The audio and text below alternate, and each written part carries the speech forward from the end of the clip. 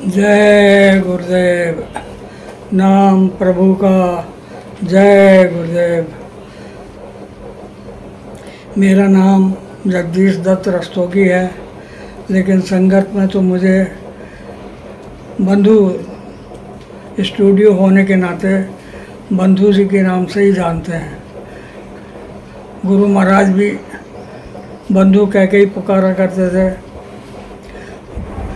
मेरा जन्म चंदौसी में हुआ। चंदौसी जिला मुरादाबाद का एक तहसील है। मेरे पिताजी की सराफे की दुकान थी। पिताजी भी बड़े उत्साही व्यक्ति थे।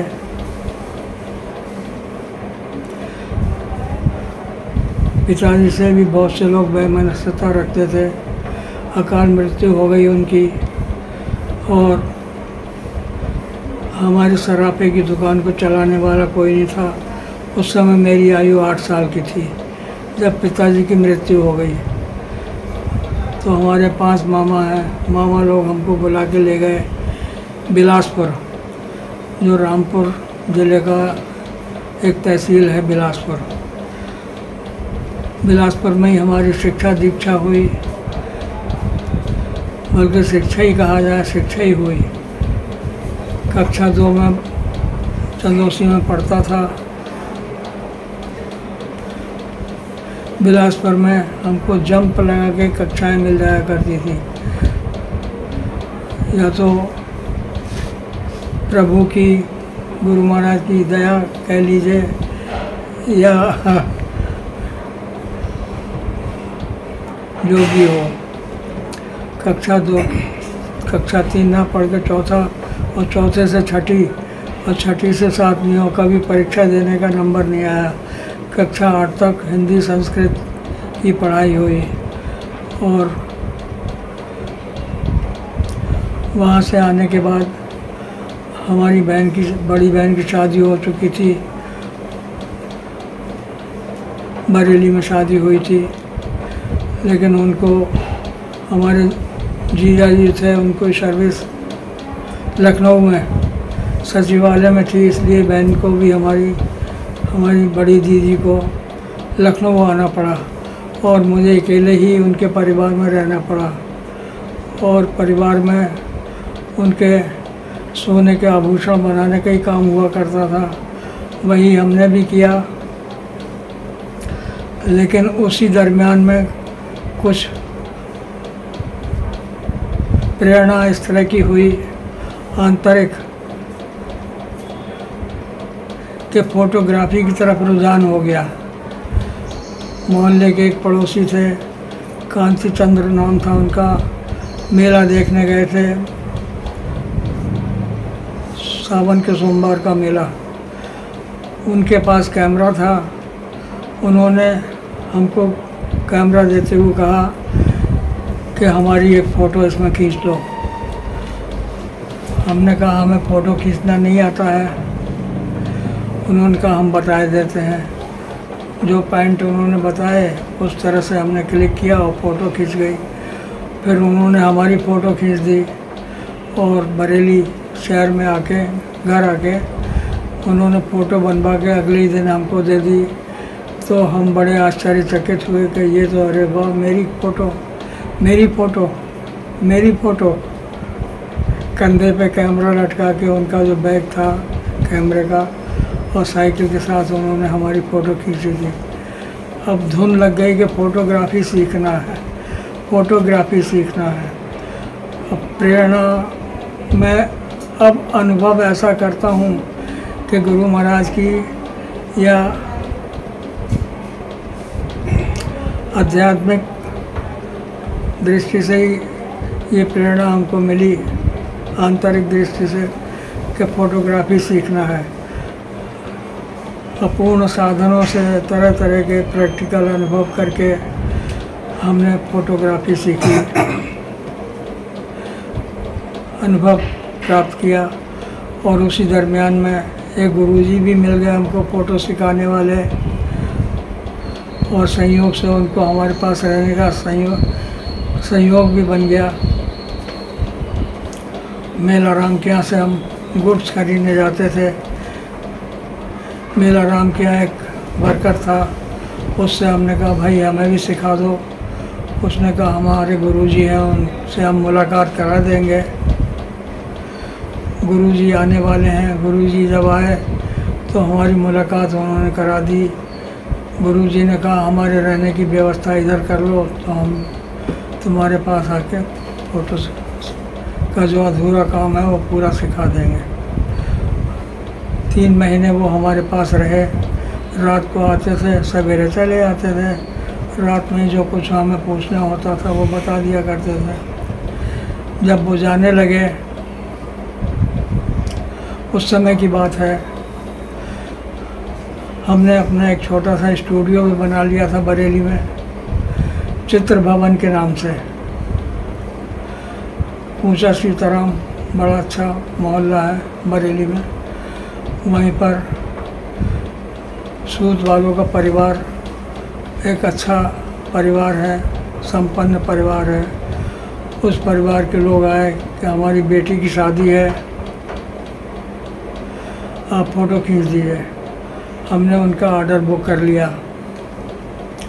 फ़ोटो चूँकि हमने अच्छे फ़ोटो सजा रखी थी, पोर्ट्रेट बना के रंगीन फ़ोटो, लेकिन स्टिल फ़ोटो का हमको अनुभव नहीं था, आउटडोर फोटोग्राफी का अनुभव नहीं था। शाम को जब गुरुजी आए तो हमने उनको कहा कि गुरुजी ऐसे हमने शादी का ऑर्डर बुक कर लिया है। तो गुरुजी बहुत नाराज़ हुए और कहने लगे इस ऑर्डर को तुरंत कैंसिल करो, तुम नहीं कर सकते, बिल्कुल हरगिज़ नहीं कर सकते। 1% भी हम तुमको राय नहीं देंगे कि इस ऑर्डर को तुम अटेंड करो। लेकिन हम नहीं माने। बड़ी उत्साह इतना था हमको, फोटोग्राफी में इतना उत्साह था कि साधन ना होते हुए भी पता नहीं कहाँ से इतना आत्मविश्वास आ गया था हमको। हमने ऑर्डर कैंसिल नहीं किया और गुरुजी बैग उठा के चले गए। उनको जाना भी था और ये कह के गए कि बिल्कुल भी हम 1% भी राय नहीं देंगे कि इस काम को करो। वही हुआ। फ़ोटो हमने खींचे लेकिन सारे फ़ोटो ख़राब हो गए। और उनको जब उस परिवार के सामने हमने फ़ोटो रखी तो वो लोग बहुत नाराज़ हुए। उनकी नाराज़गी से इतनी गिलानी हुई हमको, इतनी गिलानी हुई। बस गनीमत ये रही कि उन्होंने हमारे ऊपर हाथ नहीं उठाया और हमको बहुत गिलानी हुई। और हमने उसी दिन तुरंत स्टूडियो बंद कर दिया। और एक मिनट कैमरा था हमारे पास। मिनट कैमरे को लेके और हमारा छोटा भाई था, उसको लेके हम मेले और नुमाइशें करने निकल पड़े। अब ये आंतरिक दृष्टि से अब महसूस मैं ये करता हूँ कि ये सब प्रेरणा हमको आंतरिक मिल रही है, क्योंकि गुरु महाराज की शरण हमको इसी बहाने से मिलना थी। गुरु महाराज को इसी काम से निकटता मिलना थी। मेले और नुमाइशें करके ये अनुभव हुआ कि आगे हमें मेले और नुमाइश में दुकान लगाना पड़ेगी। ऐसा अब अनुभव मैं ऐसा करता हूँ। ऐसा करते करते एक समय आया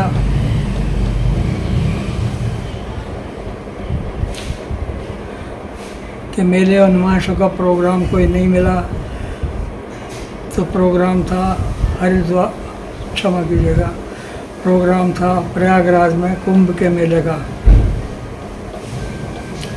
कुंभ के मेले में अपने एक दोस्त के साथ हम प्रयागराज पहुँचे और वहाँ स्टॉल लगाने के लिए मेला क्षेत्र में गए तो उन्होंने चार्जेस बहुत ज़्यादा बताए और कैश पेमेंट जमा करने की बात कही कि पूरा किराया एडवांस जमा करना होगा, जो हम सक्षम नहीं थे उसके लिए। अब क्या करें। और हमारा जो साथी था जिसके साथ गए थे, उसके चाचा पेड़े का काम करते थे। मथुरा का पेड़ा बेचा करते थे बैंगी लगा के। वो काम हमने देखा था।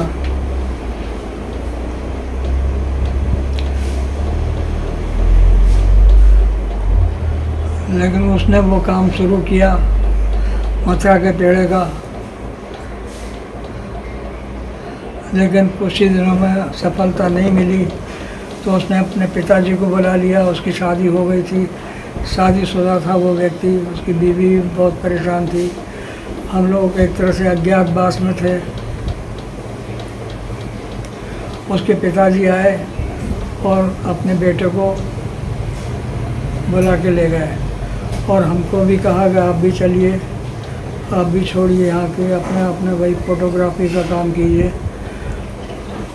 तो हमारे मुंह से निकला कि चाचा जी हम कुछ करके जाएंगे या मर के जाएंगे, कुछ करके जाएंगे या मर के जाएंगे, ऐसे नहीं लौटेंगे हम यहाँ आए हैं। कुछ ऐसी भावना बनी। तो कानपुर में वो अपने एक मित्र के यहाँ हमको छोड़ गए। वहाँ हम रहे कुछ दिनों। वहाँ स्टेशन पे हम घूम रहे थे। एक मशीन हमने देखी जिसमें लोग एक आना डालते थे और वज़न का टिकट निकल आता था मशीन पे खड़े होकर। तो हमारे अंदर भी कुछ ऐसी प्रेरणा बनी कि ऐसी कोई मशीन हम भी बनाएं और अपने टूटे फूटे साधनों से लेके वो आइडिया लेके एक मशीन बना डाली सीमित साधनों से। और जो हमारे जिनके यहाँ वो हमको छोड़ गए थे, हमारे चाचा जी, कहने वाले चाचा जी, सगे चाचा जी नहीं थे, उनका नाम देवी प्रसाद जी था। उनकी बहुत मदद हमको मिली और उन्होंने हमको बहुत सहयोग किया। कानपुर के नौखड़े में रहते थे। उनके यहाँ रह के हमने एक मशीन बनाई और उसमें सोचा कि क्या इसमें बेचा जाए एक आने का। वहाँ खोया बाज़ार में एक लाला उत्तम चंद पराठे की दुकान चलाते थे। उनके हम पराठा खाने भी चले जाते थे। उनसे बात हुई तो उन्होंने कहा, हमने उनको कहा, खोया बाज़ार में दुकान थी उनकी, हमने कहा आप पेड़ा बनाइए। हमने ऐसे एक मशीन बनाई है, उस मशीन में एक आना डालेंगे और उसमें पेड़ा जो बटन दबाएगा वो खरीद लेगा।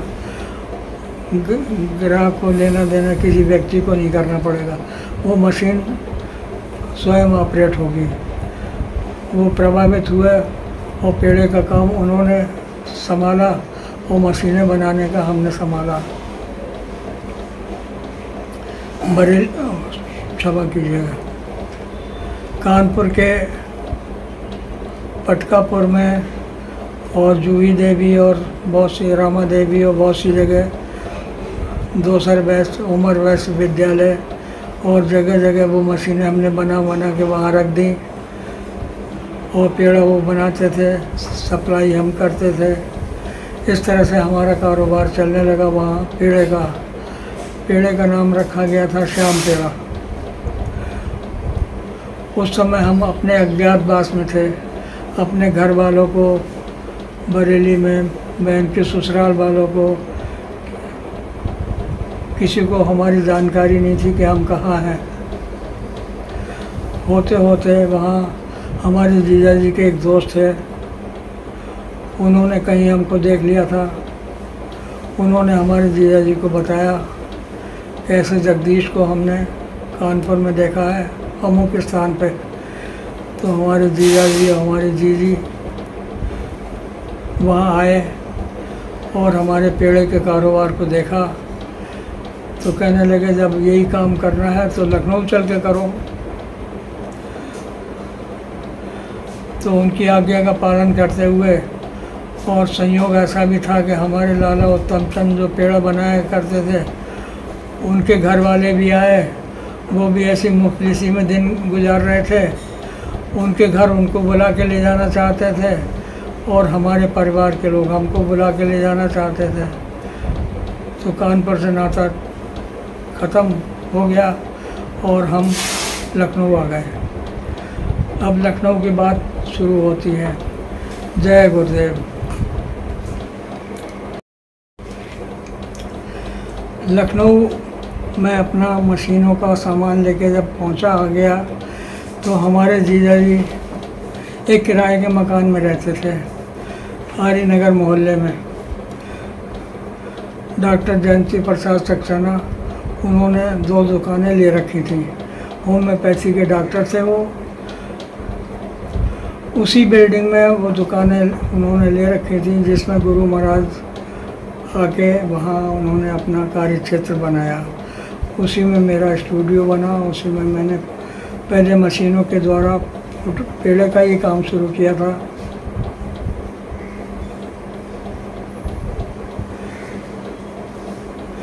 एक पेड़ा बनाने के लिए कारीगर रख लिया था। कारीगर वो पेड़ा बनाता था और लखनऊ में पेड़े का काम हमने शुरू कर दिया। उसके बाद धीरे धीरे हमारे एक रिश्तेदार वो कहने लगे, जनार्दन प्रसाद रस्तोगी नाम था उनका, वो कहने लगे कि तुम बड़े अच्छे फ़ोटोग्राफ़र हो, हमारी दुकान की फ़ोटो खींच दो, हमें ज़रूरत है। तो उनकी प्रेरणा से हमने एक रील खरीदी और एक ऑर्डिनरी कैमरा था हमारे पास, उसमें रील लगा के हमने फ़ोटो खींची और उनकी हमने बना के दे दी।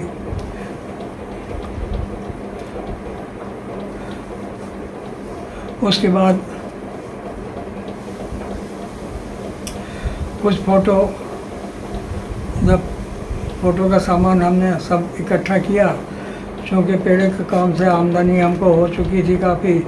जनरल स्टोर की भी दुकान हमने बना ली थी, आमदनी हो रही थी। एक कैमरा ख़रीद लिया हमने, सेकंड हैंड मिला।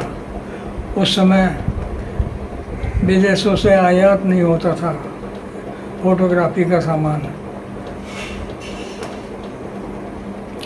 इसलिए सेकंड हैंड कैमरा एक हमको मिल गया था। तो फ़ोटोग्राफी का काम हमने शुरू कर दिया। एक मोहल्ले के एक मित्र मिले, ललन प्रसाद व्यास, साहित्यकार। उन्होंने हमारा काम देखा, उनको पसंद आया।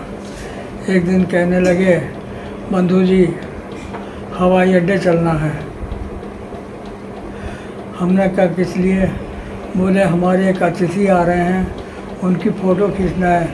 हमने कहा भाई साहब हम आउटडोर बिल्कुल अटेंड नहीं कर सकते, हमारे पास साधन नहीं है। वो कहने लगे आपके पास कैमरा है? हमने कहा बिल्कुल ऑर्डिनरी है। उन्होंने कहा फ्लैश चलती है उसमें? हमने कहा फ्लैश चलती है। ऑर्डिनरी था लेकिन नया था।